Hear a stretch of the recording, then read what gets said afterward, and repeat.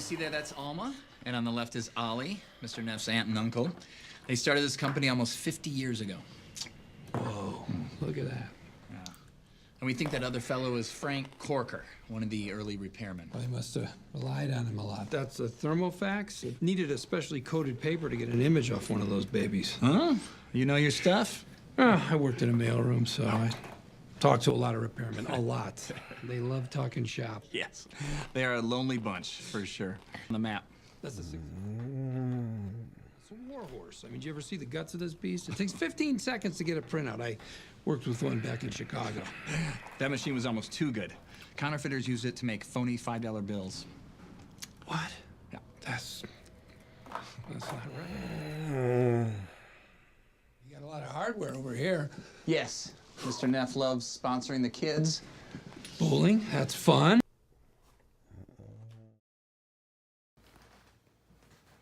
Same way. Touring the wall of crap, I see. I need to drag that stuff to the dumpster. Just haven't had a chance to motivate myself. Oh, just Jimmy's fine. Jimmy, pleasure. Come on down.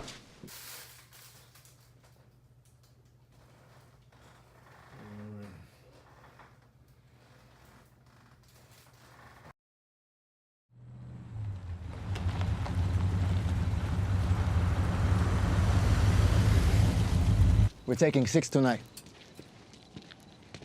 What? 6 keys is what the boss would want. You gonna back me up or what? Yeah.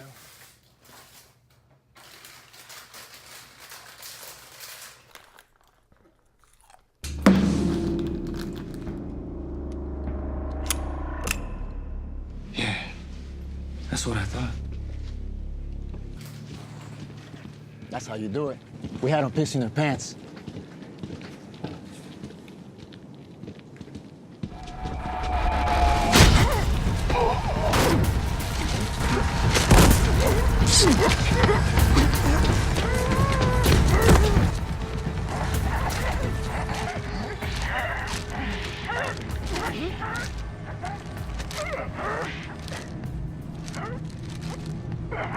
I know what you've done. The Salamancas, they do not. Do you understand what I'm saying?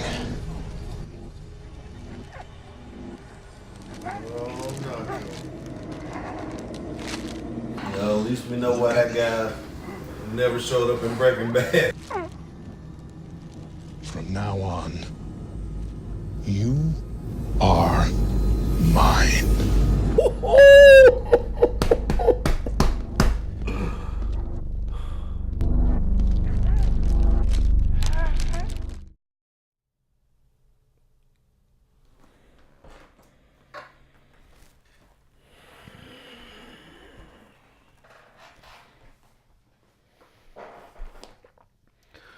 Holy sh!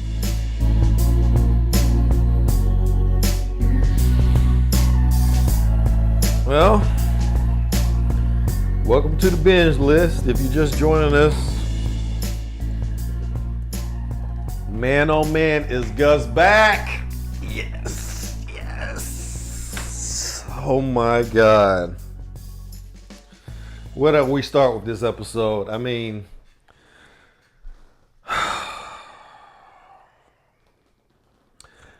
Gus is back. Gus is back. The scheming, vengeful, the guy who does his own killing. That guy is back, and the show is better for it. Even Jimmy. Oh my God. I think I said this in one of the other episodes. I don't know how they were going to make selling copiers interesting. I would hope to God that they were not going to go that route. And I don't know why I doubt it. I really don't. Jimmy is back to scheming. He looks on the internet for that little piece of junk that they have on the shelf, and it's worth what, $8,000 or something. And he calls up Mike, for God's sake, Mike. And they're going to go on some kind of little spree together. My God, I just love this episode. Kim Wexler, Jimmy Squeeze going a little nuts. I wasn't exactly sure what was going on at first. But then it occurred to me when he comes home and she looks at him. I've had women look at me like that. Not many. I think 2 women have ever given me that look. It's a look of a woman who's head over heels for a guy. That's the look a woman gives a man she wants to have children with. That's the look that Kim Wexler gave Jimmy McGill. And that's when it crystallized in my head why she was so upset with Harry Hamlin. She was super pissed that she feels like he put Jimmy in this spot where he anyway, man, just a great episode.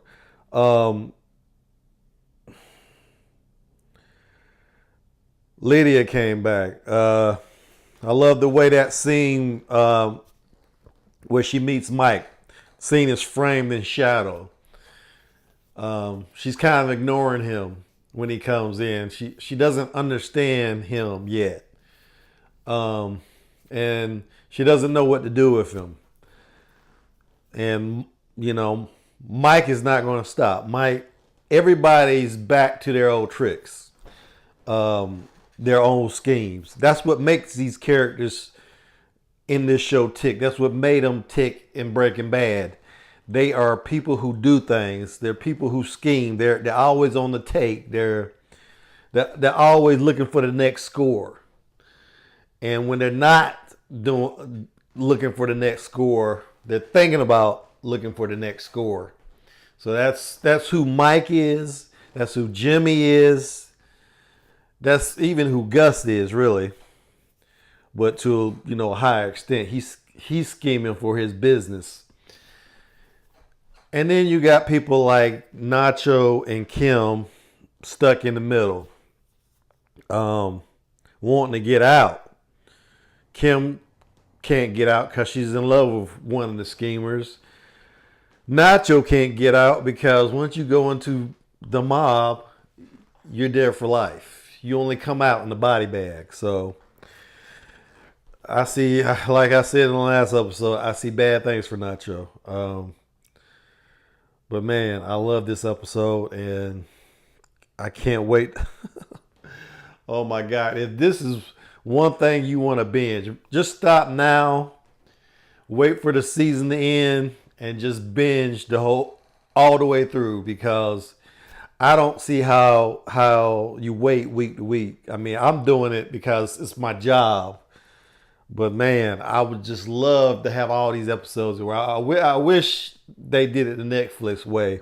You know, Netflix, they release a show, they release all the episodes, and that's it. You can watch them at your leisure. But man, waiting week to week, it's going to be hard. It's going to be hard, folks. It's going to be hard. This is the season we've been waiting for. Also, how cool was it when that doctor that Gus hired from Johns Hopkins, she comes in. You're kind of concerned for her, right? With the twins, the Salamanca twins in there. And you're like, oh my God, what has she gotten herself in? And then she turns around and starts speaking Spanish. ¿Ustedes son familia? Sí. Hijos. Nuestro tío. Quiero decirles que su tío está recibiendo. I mean, that's just so freaking awesome that Gus doesn't leave anything to chance. he's gonna bring, of course he's gonna bring a doctor in that speaks fluent Spanish, and who's gonna bring him back from the dead, so to speak, just so he can exact his long sought revenge. I mean, it's just the depth of his enmity toward Hector is just, just wow, this man. I mean, if Pride was Walter White's downfall, as you can see, it's Gus's need for revenge is going to be his downfall, and you see it on full display. But what else can you say about this episode? It just hit all the right notes. Even Jimmy coming back into the office, he realizes he still has it. He still has that thing that the confidence man, the schemers have. He can convince people. That's his gift. And he has to follow his gift. He can't be a normal person. He can't do a regular 9 to 5. It's just not in him to do that. And that scene demonstrated that. And it's just, just wow. Just wow. Did I leave anything out? I think that's it. If you haven't watched this episode, go watch it right now. Why are you watching me when you can watch this episode? There's not much more to say.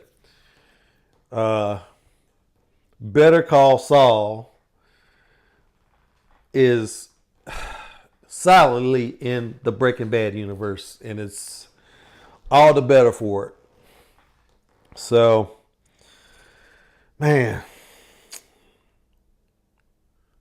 I just loved it. But anyway, I just want to give a shout out to this episode, and that's all I pretty much have today, folks. Go watch it right now. And I'll see you when I see you.